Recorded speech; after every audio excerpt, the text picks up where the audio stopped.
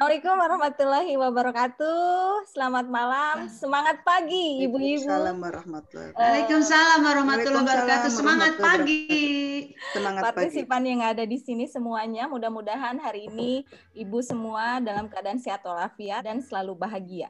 Ya, baiklah. Amin, Sebelum amin. kegiatan ini dimulai, kita akan berdoa dulu. Kepercayaannya masing-masing untuk berdoa di dalam hati dimulai. Berdoa dapat diakhiri. Baiklah ibu-ibu yang masih semangat malam ini, saya akan mengetengahkan sebuah tema, yaitu metode pembelajaran paling efektif di masa pandemik. Gitu ya. Namun sebelum saya mulai, saya ingin membuat kesepakatan dulu untuk ibu yang ada di sini. Bagaimana kesepakatan kita yang akan dipakai dalam melaksanakan pertemuan kali ini. Izin saya share screen untuk membuat kesepakatannya. Ibu-ibu, mungkin kesepakatan kita hanya ada beberapa. Yang pertama, waktu hanya 10 menit, acungkan tangan jika akan bertanya, harap mute ketika sedang tidak berbicara. Diharapkan semua memberikan masukan dan ide, kemudian yang terakhir, refleksi. Metode pembelajaran paling efektif di era pandemik. Setelah munculnya wabah COVID-19 di belahan bumi, sistem pendidikan pun mulai mencari suatu inovasi untuk proses kegiatan belajar mengajar tentunya ya. Terlebih adanya surat edaran nomor 4 tahun 2020 yaitu dari Mas Menteri ya, bahwa yang menganjurkan seluruh kegiatan di instansi pendidikan harus jaga jarak, tidak boleh ada pembelajaran tatap muka di sini. Nah, dituntut untuk memberikan inovasi terkait dengan pembelajaran seperti ini. Mungkin ingin memberikan pertanyaan kunci di sini. Apakah ibu yang ada di sini semua sudah memberikan inovasi pembelajaran dalam pembelajaran daring kali ini? Silakan boleh dibuka. Sudah melakukan inovasi ya. Baiklah, siapa yang akan sharing dengan saya di institusi ibu dan bapak sendiri ini, seperti apa saja inovasi-inovasi yang pernah dilakukan? Silakan untuk yang menjawab boleh satu orang dulu, yang lain yang ingin berpendapat silakan ketik di kolom chatnya. Baik, silakan Bu Ati. Silakan Bu Ati. Terima kasih Bu Adi atas kesempatannya. Terima kasih atas kesempatannya. Sekolah kami buat adalah untuk mempermudah. Ya, pasti yang sudah sekolah kami lakukan adalah untuk mempermudah pembelajaran di masa pandemi ini. Kami sepakat untuk menggunakan aplikasi Edmodo sebagai alat untuk mempermudah siswa, di mana di sekolah kami dibuat akun-akun siswa dari semua mata pelajaran. Dan semua kegiatan terekam di sana, baik materi, kemudian tes, semuanya terekam di Edmodo tersebut.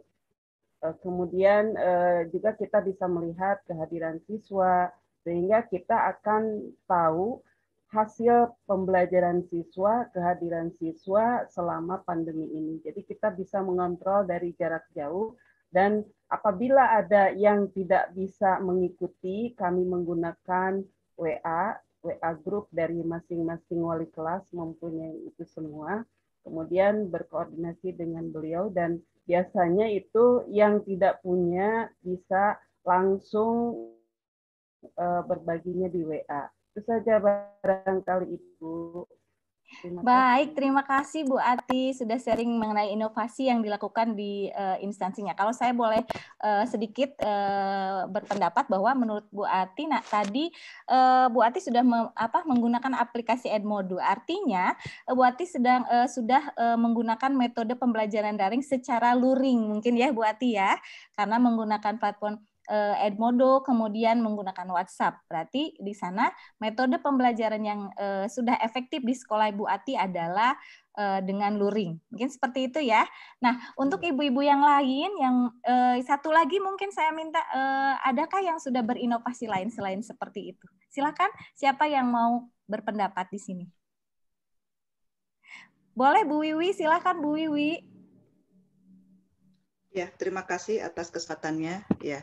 Kebetulan di sekolah saya tidak seperti sekolahnya Bu Ati ya, yang sudah satu sekolah menggunakan aplikasi tertentu gitu ya, karena kebetulan saya di daerah dan kebijakan sekolah masih belum bisa menggunakan satu aplikasi yang berbayar gitu ya, sehingga kita masih menggunakan pembelajaran dengan menggunakan WA group ya, tetapi diperbolehkan untuk guru-guru yang bisa menguasai aplikasi ya untuk menggunakannya ya, asal tidak memberatkan siswa ya, dan sehingga saya mencoba menggunakan aplikasi yang bisa saya lakukan, dan ini juga kebetulan saya mendapatkan dari pelatihan gitu ya. Saya ikut pelatihan, pas tesnya itu dengan menggunakan Quizzes ya.